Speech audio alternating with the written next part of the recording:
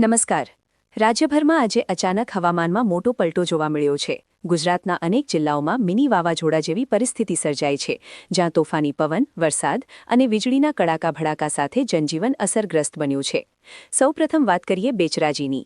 ચૈત્ર નવરાત્રિની શરૂઆત વચ્ચે અચાનક તોફાની પવન અને વરસાદ ફૂંકાતા અનેક મકાનોના ભાગો ધરાશાયી થયા, છાપરાના પતરા ઉડી ગયા અને વૃક્ષો પડી જવાથી રસ્તાઓ અવરોધિત થયા છે. તૈયાર પાકને નુકસાન થતાં ખેડૂતો ચિંતામાં મુકાયા છે. બાબરાના પણ તોફાની પવનનો ત્રાસ જોવા મળ્યો. અચાનક વાવાઝોડા જેવી પરિસ્થિતિ સર્જાતા ઘરોના છાપરા ઉડી ગયા અને ધૂળની ડમરીઓથી સમગ્ર વિસ્તાર ધૂંધળો બની ગયો. અહીં પણ ખેડૂતોને નુકસાન વેઠવું પડ્યું છે. જામનગરમાં ભારે પવન સાથે વીજળીના ચમકારાઓ વચ્ચે મિની વાવાઝોડા જેવી સ્થિતિ સર્જાઈ છે. ખાસ કરીને ઘઉં અને ચણા જેવા ઊભા પાકને નુકસાન થવાની ભીતિ ઊભી થઈ છે. આ તરફ કંડલામાં તોફાની પવનના કારણે મોબાઈલ ટાવર ધરાશાયી થવાની ઘટના સામે આવી છે. સદભાગ્યે કોઈ જાનહાનિ થઈ નથી, પરંતુ વિસ્તારમાં અફરાતફરીનો માહોલ સર્જાયો હતો. અમદાવાદના સોલા અને સાયન્સ સિટી વિસ્તારમાં પણ સાંજે અચાનક ધૂળની ડમરીઓ સાથે ભારે પવન ફૂંકાતા વાહન ચાલકોને હાલાકીનો સામનો કરવો પડ્યો.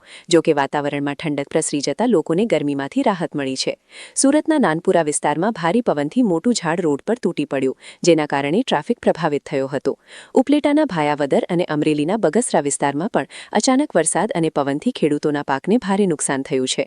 રાજ્યના ભરૂચ, અંકલેશ્વર, હાંસોટ સહિત અમરેલી, કચ્છ, ભાવનગર, બોટાદ અને રાજકોટ જિલ્લામાં પણ પવન અને વરસાદની અસર જોવા મળી છે. હાલ તંત્ર દ્વારા નુકસાનનું મૂલ્યાંકન શરૂ કરવામાં આવી રહ્યું છે અને લોકોને આ પ્રકારના હવામાનમાં સાવચેત રહેવાની અપીલ કરવામાં આવી છે. આવા જ વધુ અપડેટ માટે જોડાયેલા રહો સમાચાર ડાયરી સાથે.